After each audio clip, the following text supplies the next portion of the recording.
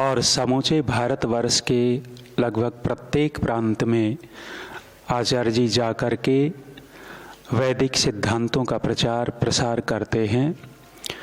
अनेक देशों में जाकर के प्रचार प्रसार किया है, कर रहे हैं। वकीलों के बीच में, डॉक्टरों के बीच में, यूनिवर्सिटी में, कॉलेज में, विद्यालयों में इनके व्याख्यान विशेष होते रहते हैं। मैं आचार्य आनंद पुरुषार्थी जी से निवेदन करता हूँ वो मंच पर आएं और हमें अपने विचारों से लाभान्वित करें। आचार्य आनंद पुरुषार्थी जी।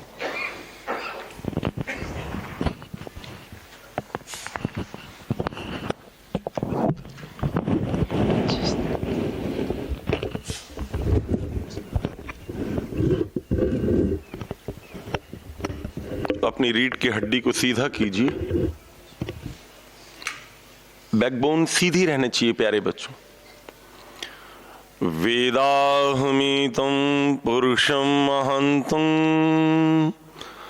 आदित्यवर्णं तमसः परस्तात् तमेव विदित्वाति मृत्युमेति नान्यः पंथा विद्यते अनाय।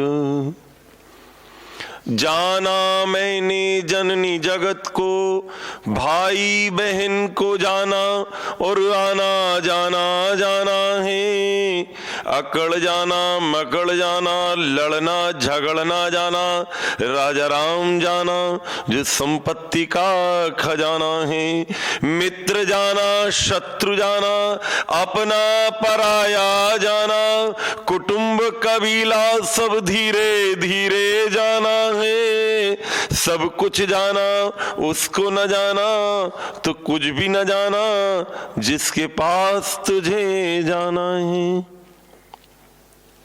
पूज्य सन्यासी वृंद, आर्य समाज की विद्वत परिषद, पवित्र आर्य सज्जनों और ब्रह्मचारियों, अपनी कॉपी में लिखिए उत्कृष्ट जीवन के सूत्र। पहला सूत्र लिखिए, आवश्यक कार्य पहले। First things first. प्यारे बच्चों, जैसे ही आप प्रातः काल उठेंगे, आपके सामने जो समय होगा, आपको निर्धारण करना है कौन सा काम मैं पहले करूं और कौन सा काम बाद में करूं। इसको अंग्रेजी में कहते हैं प्राइमरी और सेकेंडरी। ये दिनचर्या में भी और जीवन में भी आपको निर्धारण करना ही होगा। आपके सामने 4 रास्ते होंगे, निश्चय आपको ही करना होगा कि इसमें कैसे चलूं, किसमें पहले चलूं, किसमें बाद में चलूं। प्रातःकाल उठते से ही आपकी ये वाली जो उंगली है, मिडिल फिंगर, इसको अपने मसूड़ों की मालिश कर लीजिए। ये वाली उंगली प्रातःकाल अपने बिस्तर पर बैठकर अगर मसूड़ों की मालिश इस उंगली से कर ली जाए तो बताने वाले बताते हैं कि बहुत लंबे काल तक आपके दांत कमजोर नहीं होंगे। दांतों की मालिश नहीं करनी है, केवल मसूड़ों की करनी है। और जब आप मसूड़ों से मालिश कर लेंगे तो आपका ये जो थूक है ये थोड़ा वैसा बन जाएगा, लार टाइप की। वो उसको अपने बाएं हाथ में थोड़ा सा डाल दीजिए, थूक दीजिए और इसी उंगली को इसमें ऐसा सा लगाकर अपनी आंखों में लगा लीजिए। जिन लोगों को बचपन से ही चश्मा लग रहा है छोटी छोटी उम्र में, उनके चश्मे का नंबर जो बढ़ने लगता है वो उतना नहीं बढ़ेगा, और यदि नहीं लगा है तो थोड़ा और लंबे काल तक नहीं लगेगा। तो प्रातः काल इसको हमें कर लेना है। ठंडी के दिन है तो कुनकुना पानी, और सामान्य दिन है तो प्लेन वाटर, सामान्य पानी पी लेना है। अभी कम उम्र है तो करीब 1 से 1.5 गिलास पानी पीना है, और थोड़ी उम्र बढ़ जाए तो करीब 2 गिलास या इससे ज्यादा पानी पी सकते हैं। पानी पीते समय उकड़ू बैठना है, खड़े होकर पूरे दिन में भी पानी नहीं पीना है, और प्रातः काल तो पीना ही नहीं है खड़े होकर पानी। जो आप पानी पीते हैं वो सीधा आपकी आंतों में जाना चाहिए। अगर आप उकड़ू बैठकर पानी पीते हैं तो सीधा आंतों में जाता है, और रात भर का जो मल जमा हुआ है प्यारे बच्चों, वो मल एकदम से फूलने प्रारंभ हो जाएगा। उसके बाद थोड़ी देर आपको चलना है, लगभग 25, 30, 50 कदम चल लीजिए। और उसके बाद जैसे अपने गांव में माताएं दूध बिलोती हैं, ऐसा थोड़ा सा अपने हाथ को ऐसा ऐसा करना है, और ऐसा पूरे अच्छे से करने से वो पूरा पानी आंतों में चला जाएगा। फिर भारतीय विधि की जो शौचालय है उसमें बाएं पैर पर जोर देकर बैठना है। वो जो सुबह आपने मसूड़ों की मालिश की थी, यदि रात में दूध पिया हो तो कुल्ला करके ही सोना है। वो दूध वाली लार नहीं होनी चाहिए, पानी वाली लार होनी चाहिए। अब इधर आप जैसे ही वो करेंगे तो आपका मल फूल जाएगा। फिर आप तुरंत लेटरिन जाएं, शौचालय जाएं, और अंग्रेजी वाली में कभी ना जाएं। प्रयास करें कि भारतीय वाली में जाएं, चाहे भारत में रहें चाहे बाहर भी आप जाएं। प्रयास ये करना चाहिए कि हम वो जो उकड़ू बैठकर करते हैं, भगवान ने ऐसा शरीर को बनाया, उसमें बैठते ही पेट साफ होने लगता है। उसके बाद आप आए और प्रायः हम लोग ब्रश करते हैं, प्रयास कीजिए कि ब्रश न करके दातौन करनी चाहिए। दातौन करने से लंबे काल तक आपके जो दांत हैं वो कमजोर होते हैं, वो नहीं होंगे।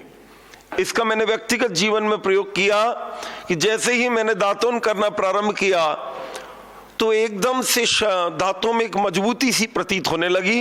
रोज यदि व्यवस्था ना हो पाए तो 2-4 दिन में भी एक दातौन कर लें तो उसका बहुत ज्यादा प्रभाव पड़ता है। अगला है कर्मठता पूर्वक तैयारी, डिलीजेंट प्रिपरेशन। जो भी आपको तैयारी दी गई है प्यारे बच्चों, उसके लिए बहुत मेहनत करनी है। गुरुजी जो भी हमको देते हैं अगले दिन के लिए, उसको अच्छे से तैयार करके हम क्लास में पहुंचेंगे। और विद्या प्राप्ति के 3 उपाय, जिज्ञासा, नम्रता और सेवा। जिज्ञासा, क्यूरियोसिटी। अगर आपके जीवन में जिज्ञासा नहीं होगी तो नई बातें जानने की आपकी इच्छा कम होगी। ज्यादा से जानना अपने जीवन के नए उत्कर्ष को तैयार करता है।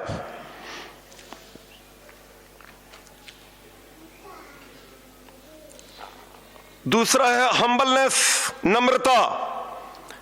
अपने से जो बड़े हैं उनके प्रति थोड़ी सी विनम्रता बनानी ही पड़ेगी।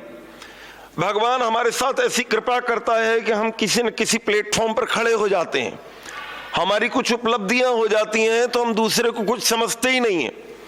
ये पक्की बात है। कोई हमसे सुंदरता में कम है, कोई बल में कम है, कोई विद्या में कम है, कोई पद में कम है। सब चीजें तो हमें नहीं मिल सकती और सब चीजें सबको भी नहीं मिल सकती। अरे भैया, कोई कम है कोई ज्यादा है तो इतना अहंकार क्यों करते हो? सबका यथोचित सम्मान क्यों नहीं करते हो? जरा जरा सी बात में दूसरे की गरिमा को कम करने की क्या आवश्यकता है? तो विनम्र रहकर अपना रहो तो दूसरा व्यक्ति प्रसन्न भी रहता है और अपने जीवन में भी व्यक्तिगत उसको बड़ा लाभ होता है। और तीसरा है सेवा। बहुत सारे ऐसे लोग आपको जीवन में मिलेंगे जिनको बहुत आवश्यकता है दूसरे की सहायता की, तो जितना बने दूसरे की सहायता का प्रयास करते रहना। जीवन तो सभी लोग चला लेते हैं, कोई बहुत बड़ी बात नहीं है, लेकिन ये सेवा का भाव भी भगवान बड़ी मुश्किल से किसी किसी को देता है, तो इसको कभी भी टूटने न देना। एक जगह चाणक्य ने लिखा है कि मेरे से सब कुछ छीन लिया जाए, हे परमेश्वर मेरी बुद्धि कभी मत छीनना। बुद्धि मेरे पास रहेगी तो मैं जहां रहूंगा मेरे विरोधी लोग भी मेरे पास आ जाएंगे। प्यारे बच्चों, बुद्धि जो है उसकी एक अपनी शार्पनेस है। बुद्धि में 2 विशेषताएं पैदा रखना हमेशा। एक होता है बुद्धि बहुत तेज होना, एक होता है बुद्धि में पवित्रता होना। बहुत सारे लोग हैं ऐसे दुनिया में जिनकी बुद्धि बहुत तेज है। आप लोगों का जन्म नहीं हुआ था तब अमेरिका के वर्ल्ड ट्रेड सेंटर को उड़ाने का प्रयास किया था कुछ आतंकवादियों ने। सामान्य बुद्धि नहीं है उनकी। जो बड़ी बड़ी ट्रेन्स में बम विस्फोट कर रहे हैं, इतनी बड़ी बंबई की होटल के अंदर जाकर आतंकवादी हमला कर रहे हैं, बड़ी बड़ी बिल्डिंग्स को उड़ा रहे हैं, दुनिया के सबसे शक्तिशाली देश के वर्ल्ड ट्रेड सेंटर को उड़ाने का प्रयास कर रहे हैं। उनकी बुद्धि कमजोर नहीं है, लेकिन बुद्धि में पवित्रता नहीं है। इसलिए शार्पनेस भी हो और होलीनेस, पवित्रता भी हो। पवित्रता का प्रयास ज्यादा करना, बुद्धि थोड़ी कम है तो कोई इतनी दिक्कत की बात नहीं है। दुनिया में ऐसे बहुत सारे लोग हैं जिनकी बुद्धि बहुत तेज थी लेकिन वो असफल हो गए, और बहुत सारे ऐसे लोग हैं दुनिया में जिनकी बुद्धि इतनी तेज नहीं थी लेकिन पवित्रता और अलर्टनेस ज्यादा थी, वो सतर्क रहते थे तो वो असफल नहीं हुए। प्रायः हमारे मन में बात रहती है कि मेरी बुद्धि बहुत तेज होगी तो मैं दुनिया में इतिहास बना दूंगा। प्यारे बच्चों, बुद्धि का तेज होना नितांत आवश्यक है, लेकिन बुद्धि के साथ कुछ चीजें और भी आवश्यक हैं। स्कूल्स में, कॉलेजेस में आपको सरस्वती जी की प्रतिमा देखने को मिलेगी। आप आर्य समाज से जुड़े हैं, मूर्ति पूजा हम लोग नहीं करेंगे, लेकिन ये सरस्वती जी की प्रतिमा क्या बता रही है? सरस्वती जी के कितने हाथ हैं प्यारे बच्चों? 4 हाथ हैं। पहले हाथ में क्या है? पहले हाथ में कमल है, लोटस। जब आप दिल्ली जाएंगे तो आपको आपके गुरुजी लोटस टेम्पल दिखाएंगे। एक विचारधारा है, उसका लोटस टेम्पल नाम का एक ध्यान का केंद्र है, बहावी विचारधारा कहते हैं उसको। ये कमल जो है ये बड़ा कमाल का होता है प्यारे बच्चों। ये रहता तो कीचड़ में है, लेकिन जैसे जैसे कीचड़ ऊपर उठता जाता है, कमल उतना ही ऊपर उठता चला जाता है। अपने जीवन में ऊपर उठने का प्रयास करते रहना, और कीचड़ में कमल होता है, कमल में कीचड़ नहीं होता है।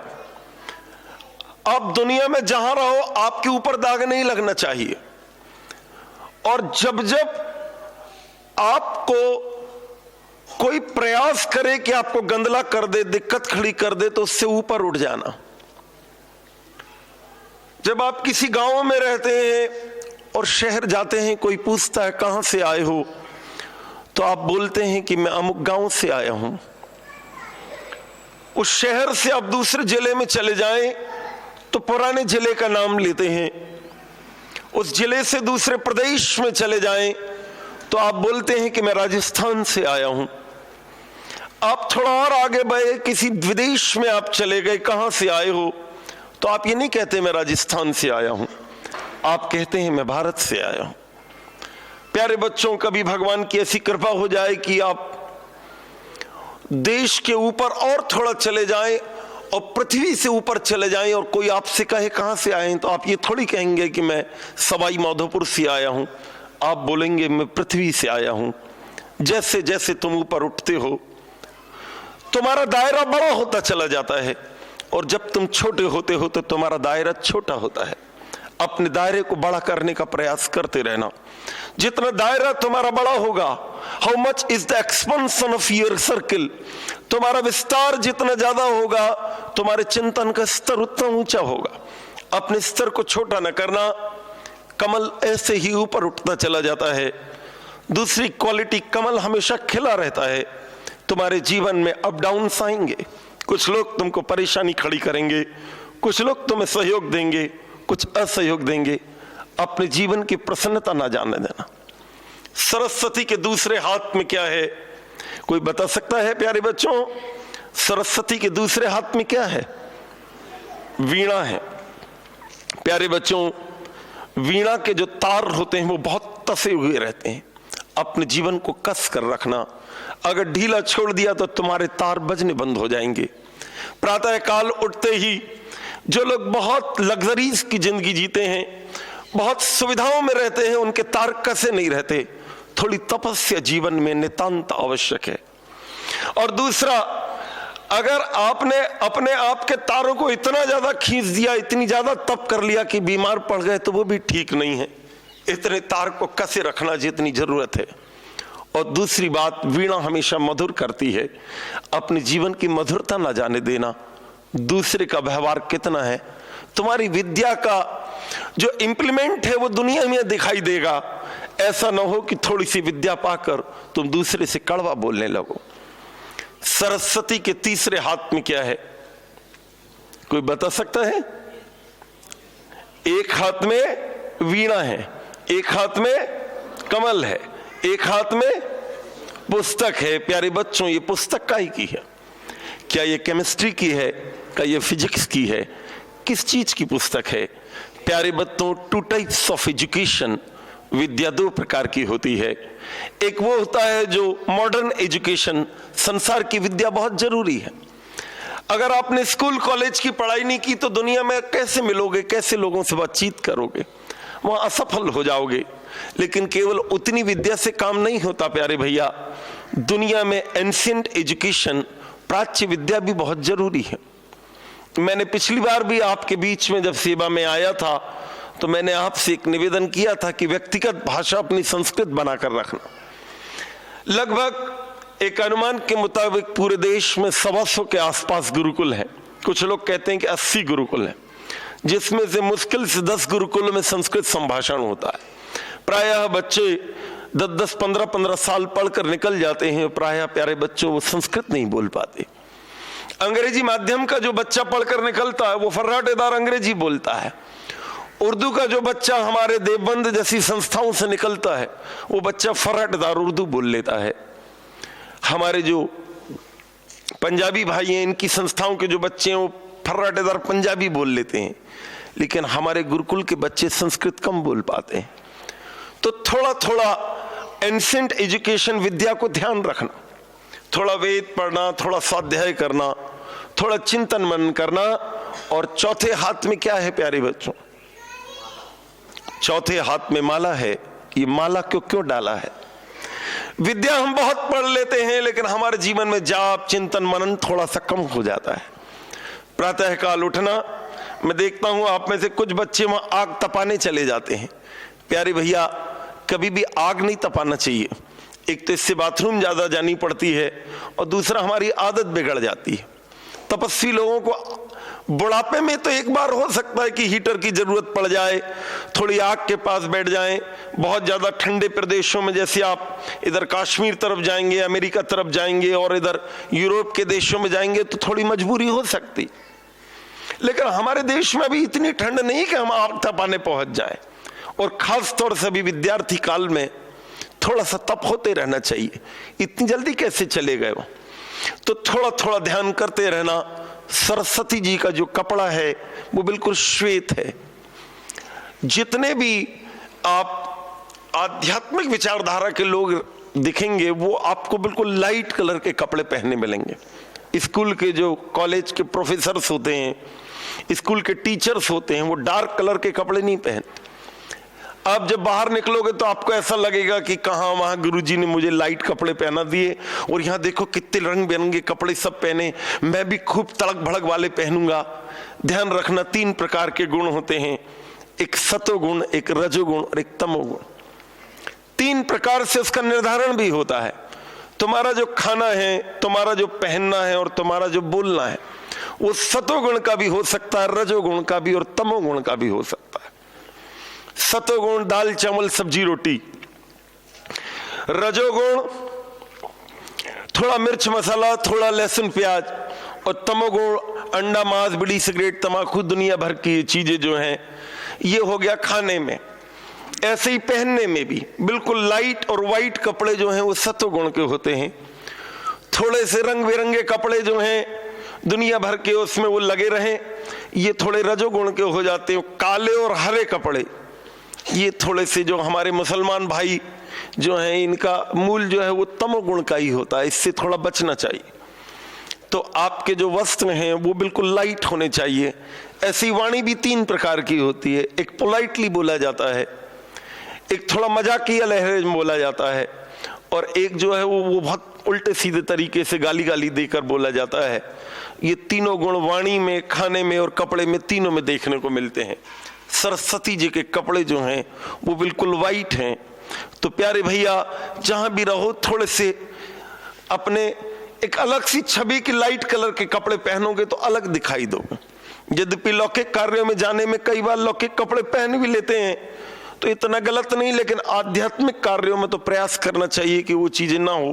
खास तौर से हवन में भी लोग बैठते हैं तो वो पैंट शर्ट इस प्रकार की चीजें बैठते हैं, वो प्रोटोकॉल जैसे टूटने से लगता है। तो ये सरस्वती जी का हो गया, और सरस्वती जी हंस पर बैठी हुई हैं, और ये हंस भी बड़ा, ऐसा कहते हैं कि हंस मानसरोवर में रहता है। हमारा भी तो हंस मानसरोवर में ही रहता है। ये जो हमारा मन का सरोवर है, ये बड़ा विचित्र होता है। मन साना जग में प्रकाश कोई सच्चा मीत, मन साना कोई और शत्रु हुड़दंगा है। मन से ही गीत रीत, मन से ही प्रीत नीत, मन ही तो डालता सुकर्म में अड़ंगा है। मन ही मिलाता ईश, मन ही दिलाता मुक्ति, मन ही से कलह कपट देश दंगा है। मन यदि मरीज तो लजीज कोई चीज नहीं, मन यदि चंगा तो कठौती में ही गंगा है। अपने मन को व्यवस्थित बनाकर रखना। योग दर्शन में एक जगह कहा गया है कि मन की नदी जो है वो दोनों तरफ बहती है, कल्याण की ओर भी बहती है और पाप की ओर भी बहती है। उसके ऊपर अपना नियंत्रण बनाकर रखना। और इसी बात को थोड़ा मानसरोवर का यह हंस कह रहा है। तुम्हारे जीवन में ऐसा कहते हैं कि हंस जो है, अगर वो दूध के अंदर अपना मुंह डुबो दे तो दूध फट जाता है, पानी अलग हो जाता है और दूध अलग हो जाता है। तुम्हारे जीवन में भी अच्छे और बुरे लोग पक्का आएंगे। ऐसा हो नहीं सकता कि केवल अच्छे ही अच्छे लोग मिलें। अच्छी संस्थाओं में भी बुरे लोग मिलेंगे और खराब संस्थाओं में भी अच्छे लोग मिलेंगे। बहुत नटोरियस लोगों में भी तुम रहोगे तो बहुत ऊंचे भाव वाले लोग तुम्हें मिलते रहेंगे, और बहुत आध्यात्मिक लोगों में भी रहेंगे तो कुछ लोग तुमको छली कपटी द्वेषी मिलते रहेंगे। प्यारे भैया, वहां पर जब तुम रहो तो उसके बीच में जस्टिफाई करते रहना, थोड़ा तौलते रहना, कौन सी चीज लेने वाली है, कौन सी चीज छोड़ने वाली है। ऐसा ना हो कि लेने वाली चीज तुम ले ना पाओ और छोड़ने वाली तुम छोड़ ना पाओ। इसी का नाम हंस है। सरस्वती जी का ये जो स्वरूप है, यद्यपि वैदिक धर्म की दृष्टि में इसका इतना उचित भाव नहीं माना गया है, लेकिन विद्यार्थी काल में इतना भाव तो लिया ही जा सकता है। मैं आपसे निवेदन कर रहा था कि आपके जीवन में विद्या की प्रचुरता बनी रहे, इसका प्रयास करना। अगला सूत्र लिखिए, रुचि लेकर homework. Homework should be done wholeheartedly. जो भी आपको होमवर्क आपके गुरुजन देते हैं, बहुत रुचि लेकर उसको तैयार कर लेना, और अपनी आंतरिक शक्तियों को पहचानो और उनको विकसित करो। Identify your inner strength and develop them. तुम्हारे अंदर बहुत सारी शक्तियां भगवान ने दी हैं, बहुत सारे अच्छे विचार दिए हैं, तुम उनको दबा देते हो, छोड़ देते हो, भूल जाते हो। भगवान की कृपा है, ऐसा कोई नहीं है जिसको भगवान ने कोई क्वालिटी दी ही ना हो। बहुत सारी क्वालिटीज ऐसी दी हैं जिन पर हम ध्यान ही नहीं रख पाते, लेकिन जब हम विचार करते हैं कि हाँ ये विशेषता तो मुझ में है, तो मैं उसको डेवलप करूंगा तो बढ़ती चली जाएगी, और छोड़ दूंगा तो धीरे से क्लोज हो जाएगी, बंद हो जाएगी। उसके आगे थोड़ा और प्रयास करेंगे। दूसरों को गिराने का प्रयास नहीं करना, अपने आप को उठाने का प्रयास करना। दूसरे की लाइन छोटी करने की कोई जरूरत नहीं है, अपनी लाइन बड़ी कर दीजिए। आपकी लाइन बड़ी हुई तो दूसरे की अपने आप छोटी हो जाएगी। Don't bring others down, lift yourself up. अपने आप को ऊंचा उठाने का प्रयास करना। स्वामी राम तीर्थ एक बार जापान गए, और जापान जाकर वो ढूंढ रहे थे, बहुत सारे मित्र उनके थे, वो उनको मिल नहीं रहे थे, वो जापान में गुम गए थे एक जंगल में। उन्होंने सोचा कि क्या करूं, मेरे दोस्त दिख नहीं रहे, तो वहां एक टीला बना हुआ था जंगल में, उस टीले पर जाकर खड़े हो गए।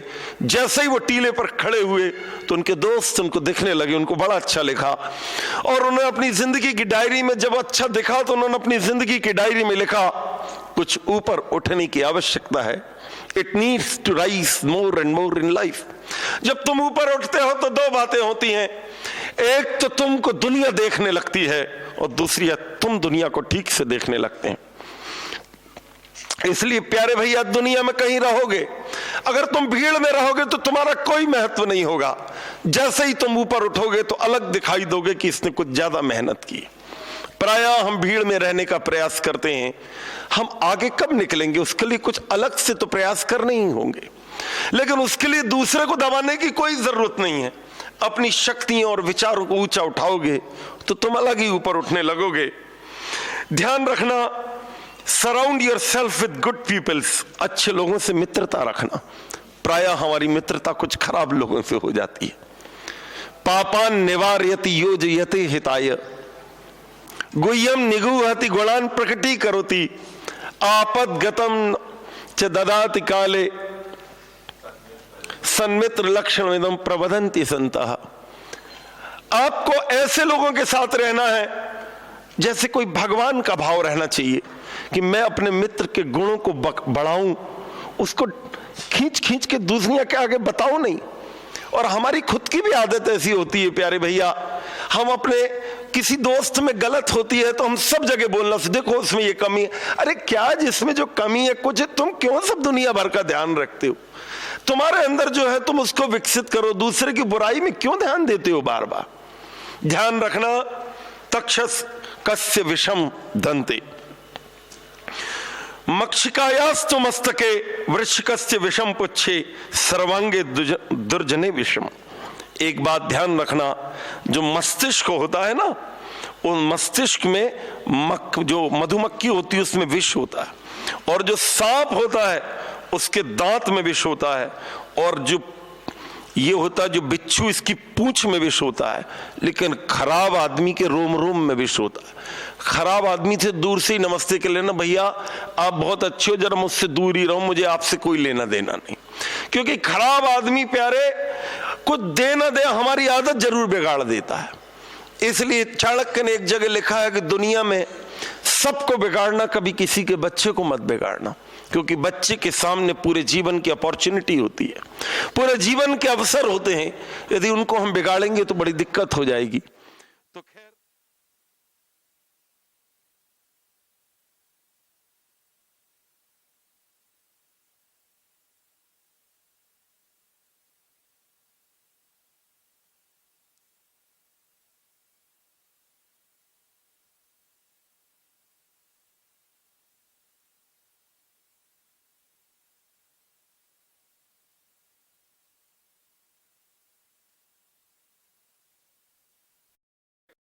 सारी दुनिया को चमत्कृत कर सकता है। ऐसा होगा तो सारा संसार एक स्वर में कहेगा, मानस भवन में आर्यजन, जिसकी उतारे आरती, तो भगवान फिर संसार में गूंजे हमारी भारती, गूंजे हमारी भारती और गूंजे हमारी।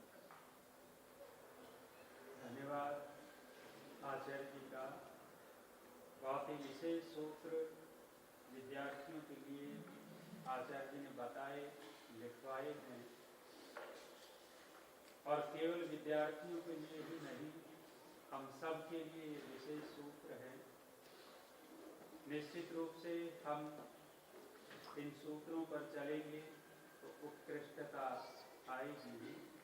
आचार्य जी का पुनः हृदय से आभार, धन्यवाद, शांति।